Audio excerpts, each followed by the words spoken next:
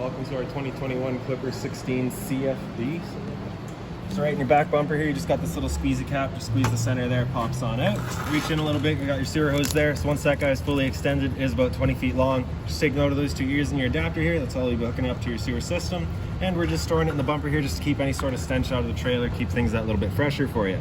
For this guy here, you can squeeze it to kind of press it back into place, or you just slap it, either or.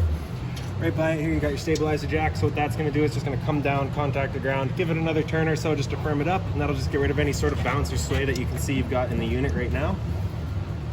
Right ahead of that, we've got your sewer system. So your sewer cap here, just kind of press it in, turn it, pull it off, and you can see it's got the exact same ears that your adapter had. So that'll be attached in the same way. Just kind of press it in, give it that turn, locks in.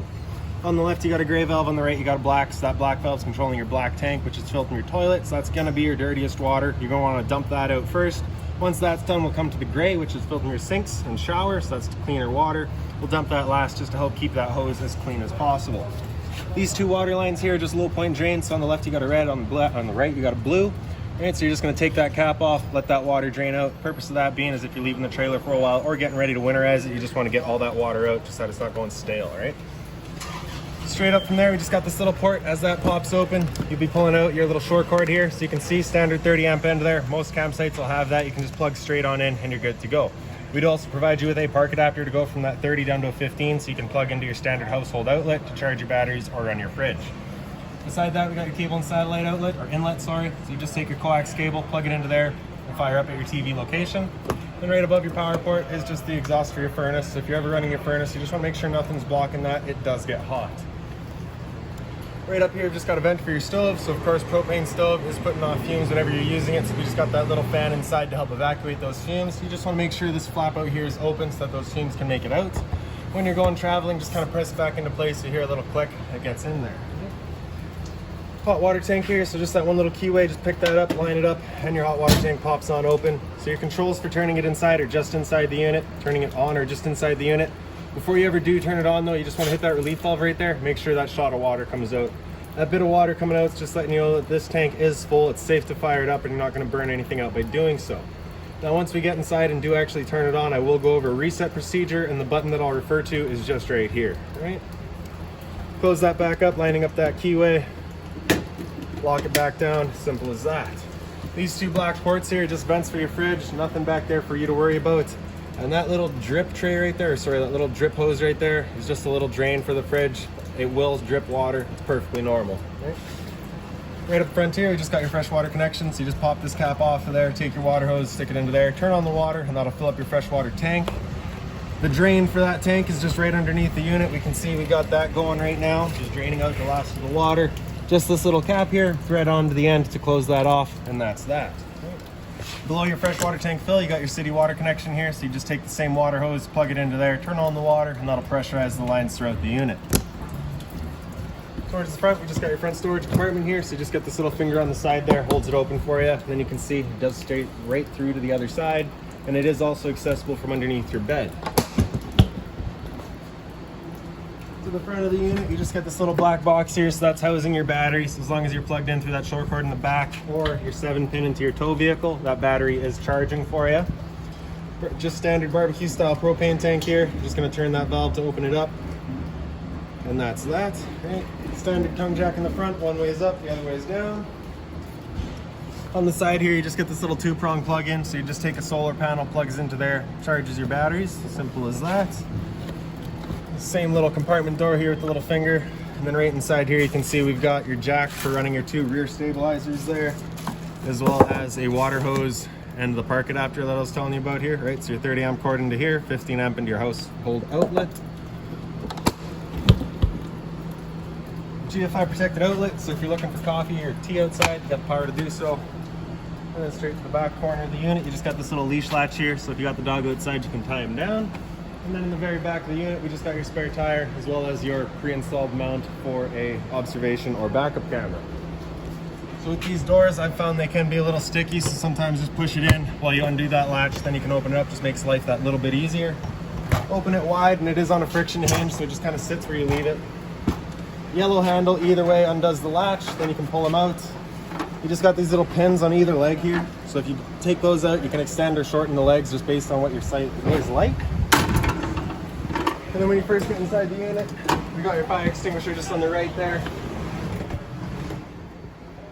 All right, so standard, pull the pin, point, and shoot. Straight up from there, you've got your monitor panel here as well as all of your switches. All right. So in the bottom corner here, you've got your awnings. Press and hold extend, and that awning will make its way out.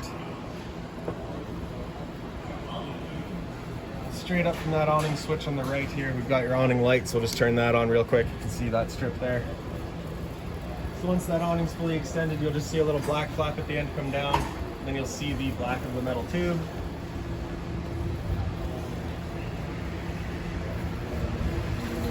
So there's that flap, and there's the tube, and then we'll stop right there.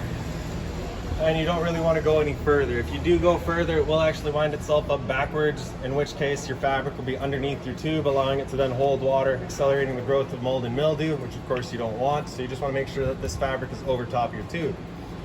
Now if it were to start raining, it's going to be holding some water anyway, so what you can do is just loosen off this knob here, pull in your arm, tighten that knob down, get it real tight there. And then you can see that changes the pitch of the awning out at the head, allowing water to then run off. Now if you like that angle better because it does give you more shade, you can do the same thing at the front and hold the entirety down. Before you ever bring it back in though, you want to make sure that these knobs are loosened back off and fully extended, just so that we're not running the risk of bending anything. Alright, then we'll press and hold retract. That awning will make its way back in. Again, we're just making sure that our fabric is over top the tube. And just one more thing to keep in mind with your awning is once you get up to about 15-20 kilometers an hour of wind, it does just kind of catch the wind and does run the risk of bending your arms, so you do want to bring it back in.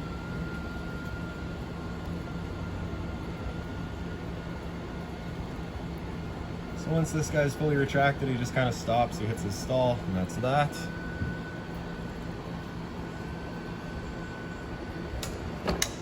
There you go. All right. So beside your awning light there is your ceiling light, does the entirety of your ceiling lights here.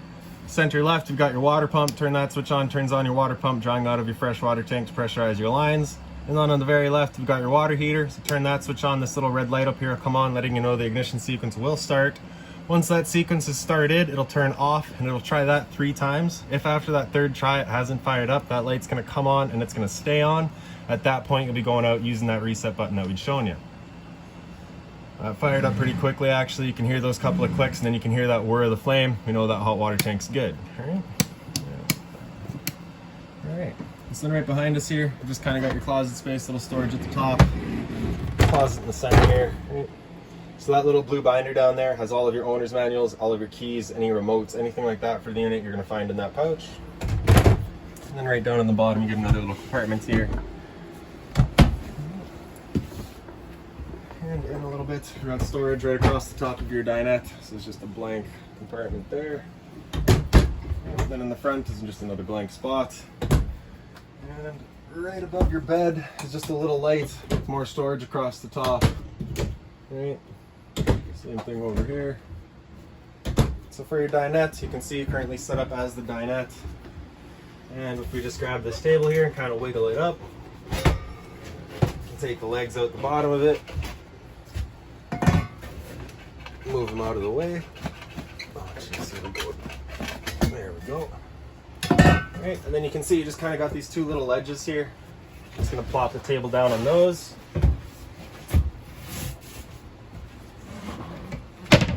Take the back cushions to fill in the center. And that is an extra bedding area. Should be at least. All right. Once you're done, just stuff them back into the backs. Picking up the table. Putting the legs back in place.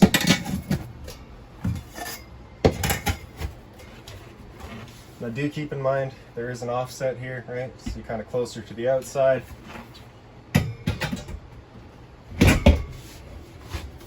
Line up the table and just kind of give it a little wiggle into place, and that's that, right? So up at the head of your bed, you've got your power outlet as well as a USB outlet. For your emergency exit, you're just pulling that red tab to get rid of the screen. Take this handle here, throw it outside, and hop on out. Beside that, we've got your GFI protected outlet, so test on the left, reset in the center. Above that is your cable and satellite outlet. And right up top here, we've got your thermostat for controlling your furnace. So on the top there, you got that little white slider with it all the way over to the left. That's it off. And as we move it to the right, you'll hear a click. And then you get all the way over to the right, that's max heat. Anywhere in the center is just your temperature selection. Furnace itself is just right over here. So you don't have any ducting throughout the unit, it's just kind of this one outlet here that's kind of releasing. It does shoot left and right, so you can choose that up and down, left and right, or anywhere in the middle, whatever you prefer. Once we're done, we're just going to take that slider all the way over to the left. You'll hear it click, and that's that. Now the first couple of times you use that furnace, you might get a little bit of a smell throughout the trailer. It's just a new furnace smell, nothing much we can do for you there. So like I said, outside, if we pick up your bed, you do have access into that storage compartment, and then right down below your handle is also your LP detector. So propane's heavier than air, it'll sit on the floor. This guy detects it and starts going off just like a smoke detector.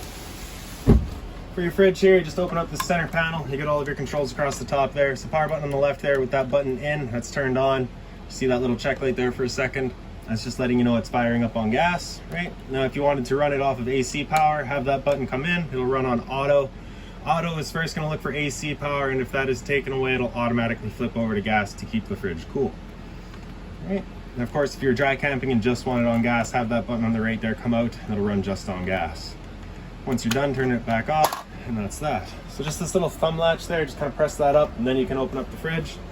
Get the fridge portion in the bottom, freezer up top.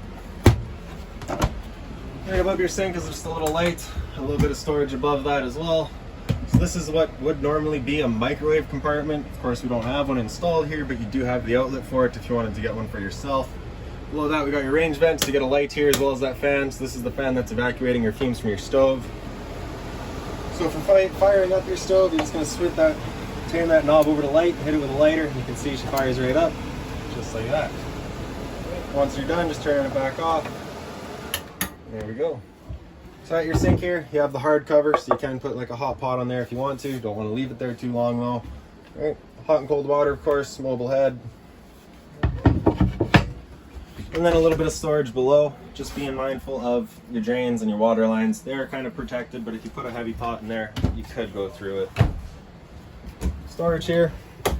And then right down below your furnace, you've got your converter. Press the top and center, pops on open. Get all of your breakers along the left side there. Whenever a breaker breaks, it'll sit in the middle, so just turn it off and then back on to reset it. And on the right side, you've got all of your fuses. If a fuse were to ever pop, you'll get a little red LED right beside it, letting you know exactly which one went. And lastly, we'll just come into your bathroom here. So you can see we just got the basic toilet here. All right, flusher right in the front there. Right up on the wall here, we've got your light switch. Right by your light, we've got the roof vent, so just turn that knob to open it up. Simple as that. When you're closing it, make sure it does close tight, right? And then your shower here, the skylight above it, hot and cold water, the standard head and hose. And there you go. The very last thing would just be our smoke detector here, right above our heads by your entrance. And that's that. If you've got any other questions on the unit, please feel free to give us a call, 204-237-7272.